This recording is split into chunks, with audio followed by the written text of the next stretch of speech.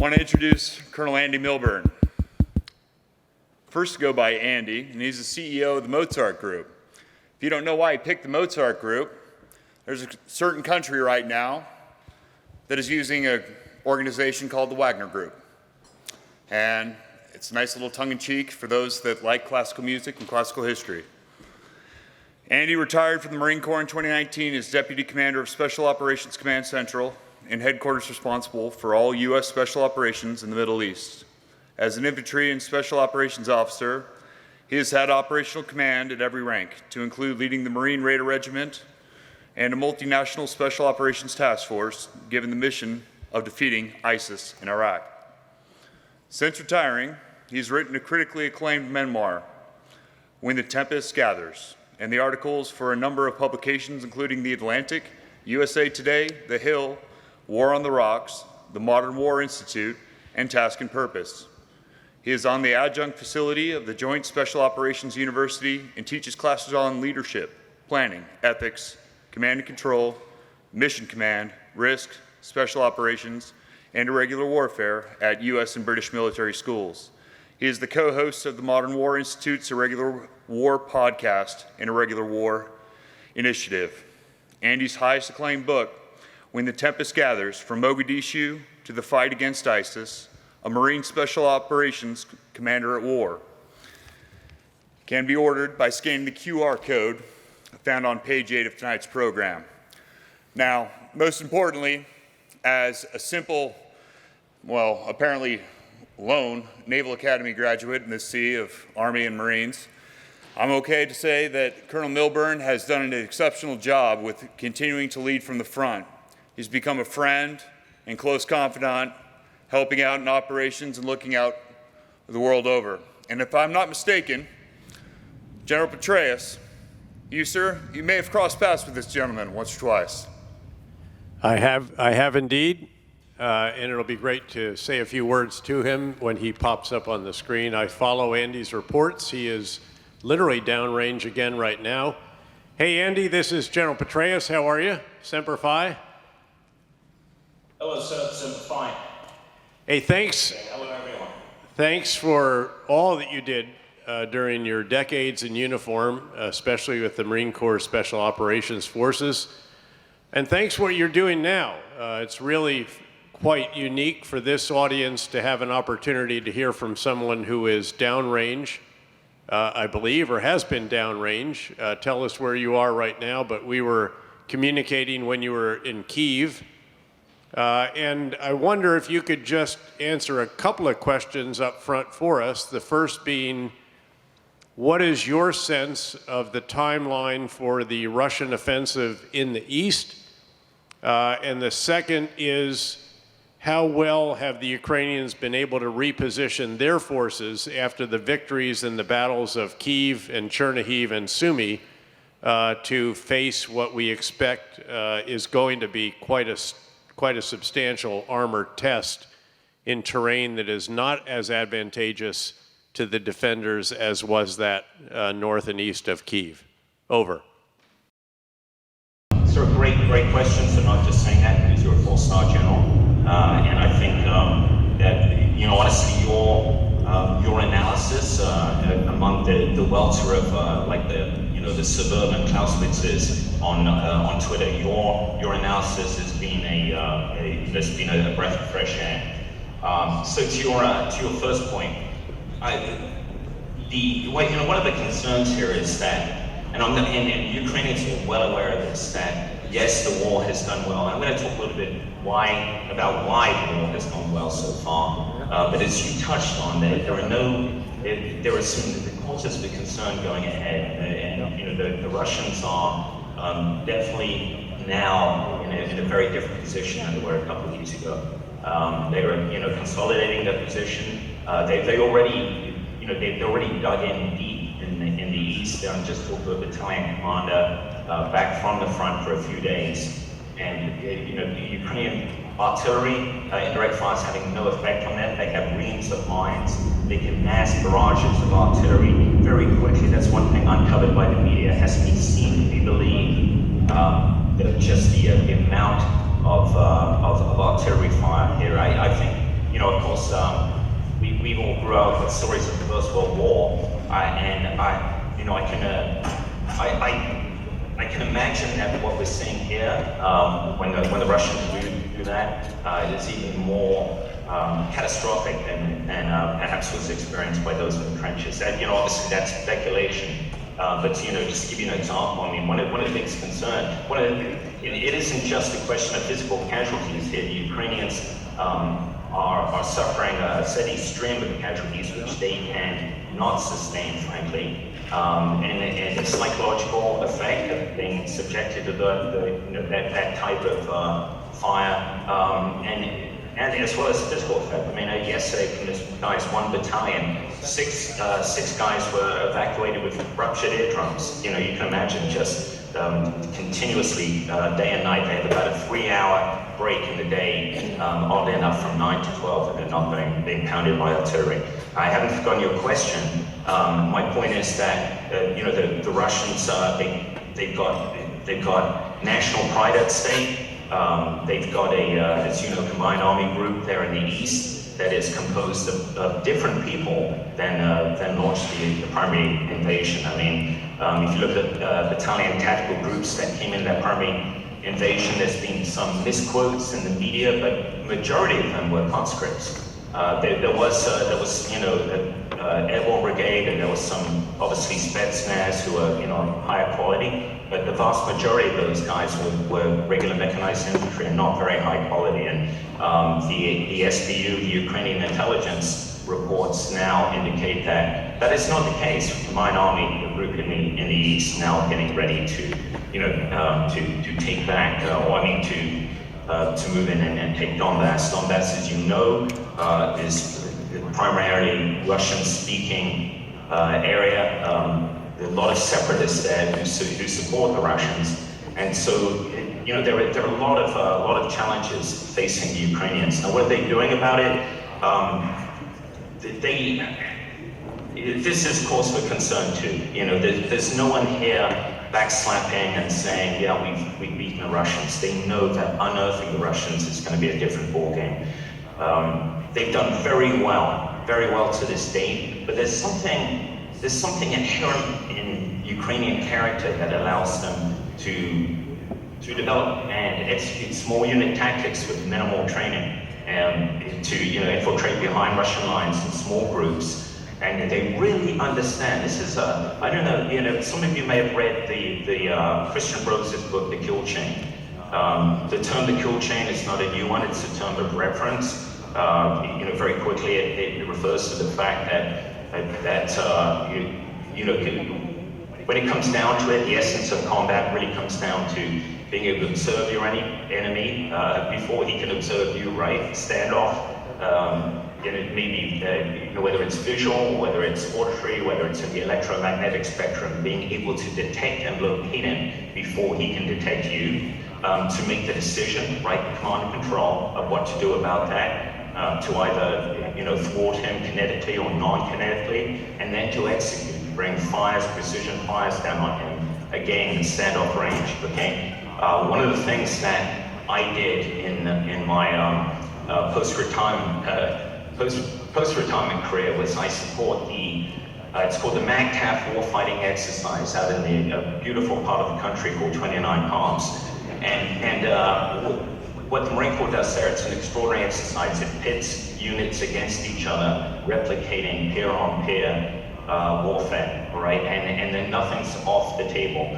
Electromagnetic spectrum, operations, signals intelligence, drones, aviation on both sides. And I can tell you that it's a very humbling experience for the average Marine infantry unit coming through. The Marine infantry squad is no more lethal now than it was when I was a lieutenant. Probably no more lethal now than it was, say, when General Dunford was a lieutenant, which was a significantly long time ago. And a lot of that is cultural.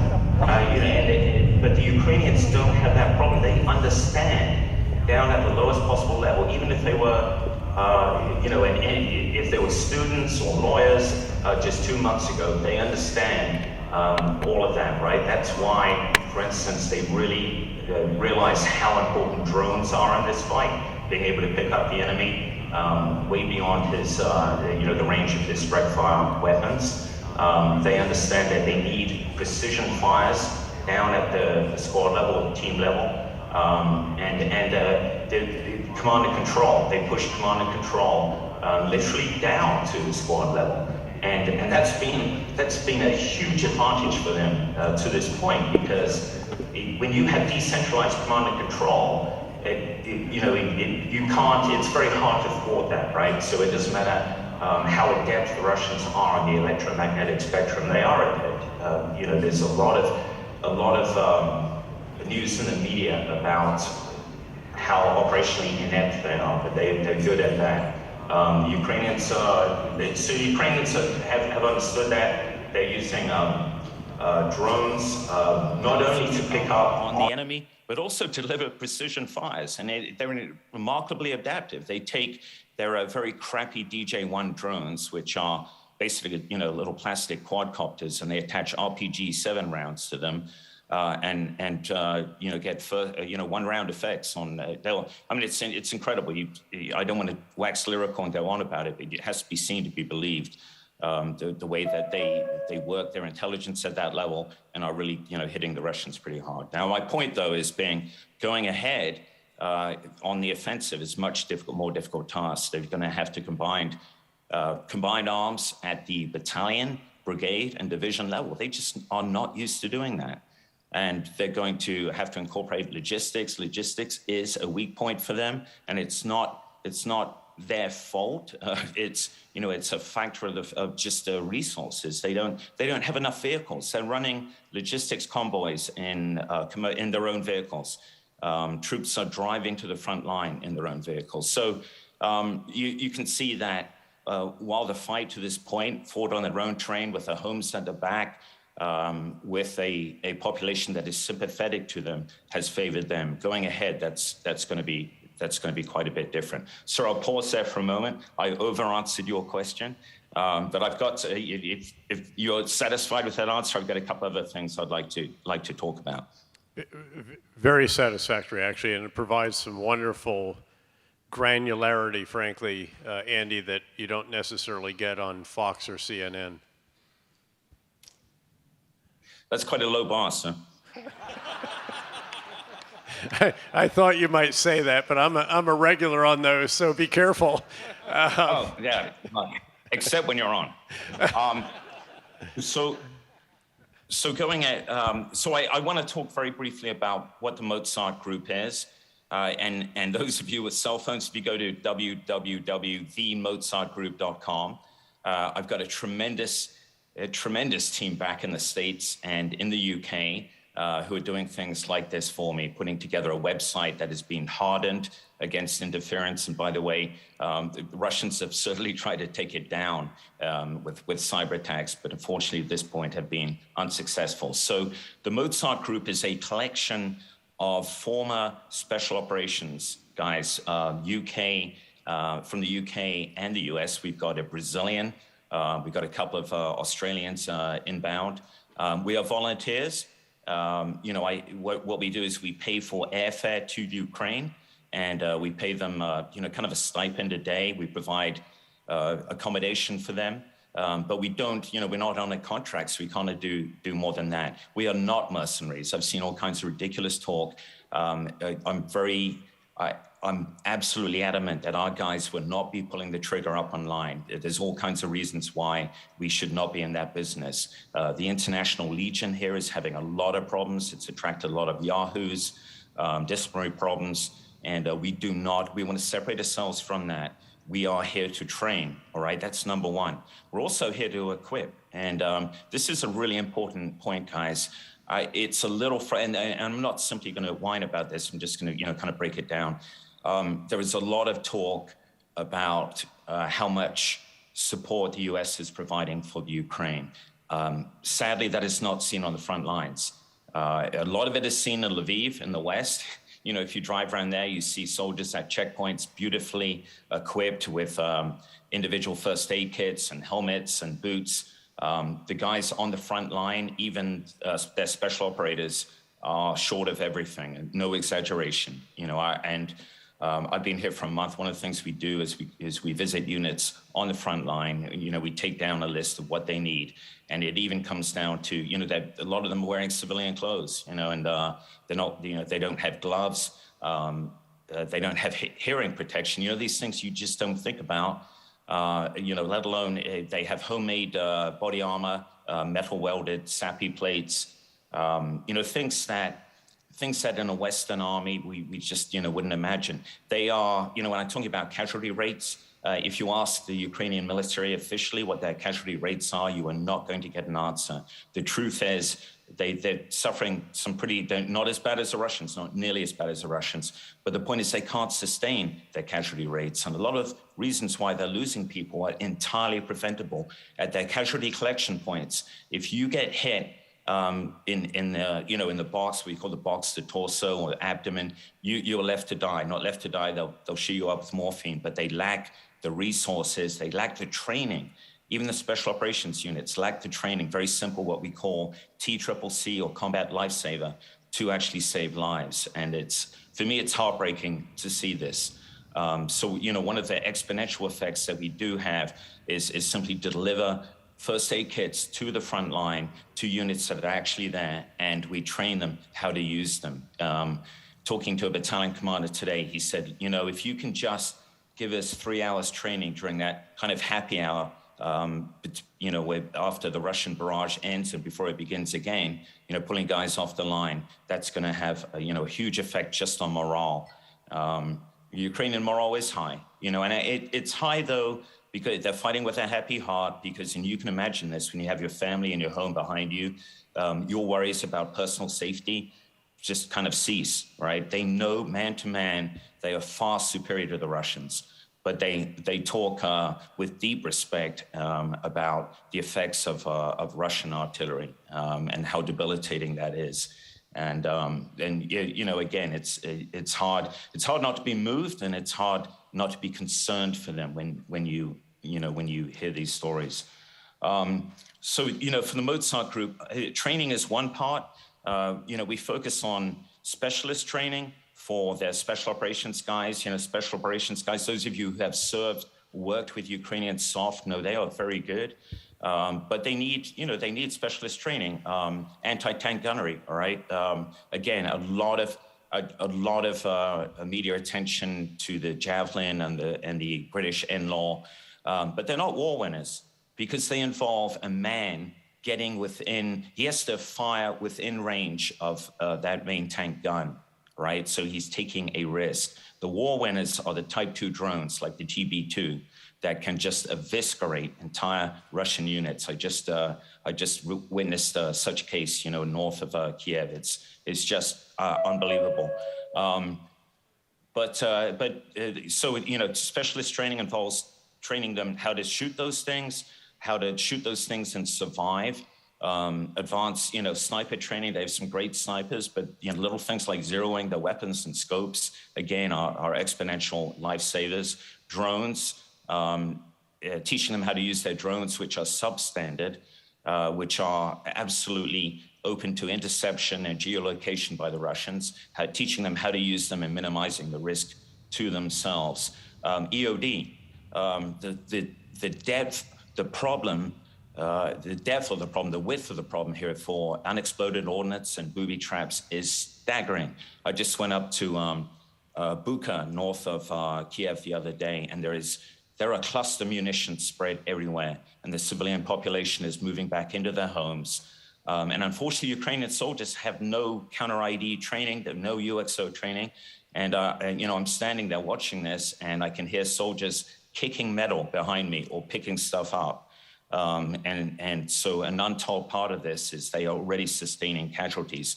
And I'm just going to say, I brought this up with a European command the other day and was told, Andy, that's not a priority for us. Let's help them win the war first, and then we will address this problem. Well, the problem with that is the war is probably going to last 9 months to a year. No Ukrainians think it's going to be shorter than that. And in the meantime, civilians want to return to their homes, and they're going to suffer a steady stream of casualties unless we help them. And I've got an extraordinary team, small team of EOD guys. I told them, you're not going to be up on the line. diffusing these things yourself. You're going to train Ukrainians how to do that. And that's what we're trying to do. We're trying to build capacity. We're not just simply doing random acts. Combat lifesavers, EOD techs, or not EOD techs, but just guys who know enough to stay alive.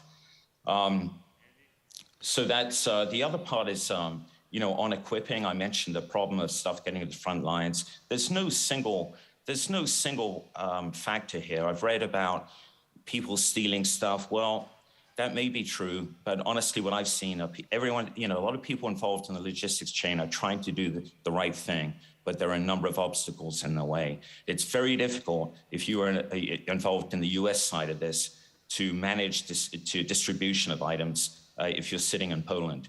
Once it crosses that border, it's out of your control. And US personnel not being allowed to come across the border is actually, it's really a huge obstacle. The stuff gets to Lviv and Western Ukraine warehouses, and local commanders take it for their troops. Of course they do. Why would they not? Everyone wants their unit to have the best things. But it's not getting to the front lines. So for us, we expedite getting this equipment to the units on the front line, all right? Just freeing it up from warehouses. I've got some great guys who are foragers, if you like, down in Lviv, and they shake stuff loose, buy, beg, borrow, not steal stuff, and we get it out, and we film us handing this stuff over to frontline units. We are buying stuff too. And this is what, funding is a huge concern for me. I'm not worried about anything else. I'm not worried about recruiting. I'm not worried about Russians. I am worried about money because a Type 2 drone typically costs $500,000, right? Something like the Ghost is a very good deal on. We get 2 for $400,000. But you see what I'm saying? The money goes very, very quickly here. And that's what keeps me up at night. Colonel, can I have your I want to say thank you. My name is David Hamilton. On behalf of the America's Future Series and General Petraeus and the entire group, I'm sorry to interrupt, but what you're doing is amazing, and we appreciate what you're doing. You're a true hero. I want to thank you for your time. I know it's 2 a.m, your time. Please keep your head down and be safe. And with that, I can't thank you enough, and I really appreciate your joining us this evening. Hey, Andy, just so you know, there's a lot of folks working back here to try to prod all these issues that you're raising as well. Just for you only, really. I was talking to the CEO of the AeroVironment, if you know who they are and what they make, Switchblade. So there's a lot of people trying to work this stuff hard and to make sure that those at the very top, with whom you and I were privileged to serve back in the day, really understand where the bottlenecks are, and what sometimes is decided in the situation room doesn't always penetrate the levels of the bureaucracy the way it ought to. This has been really, really helpful for folks here. I think you've just converted a whole ballroom full of people who are going to search out www, the Mozart Group, and try to help you with what it is that you're doing. My admiration for you is greater than ever, and I look forward to getting together with you more virtually again, and also when you get back home one of these days, we got to get together as well. Thanks, Marine. Very, very well done. Semper Fi.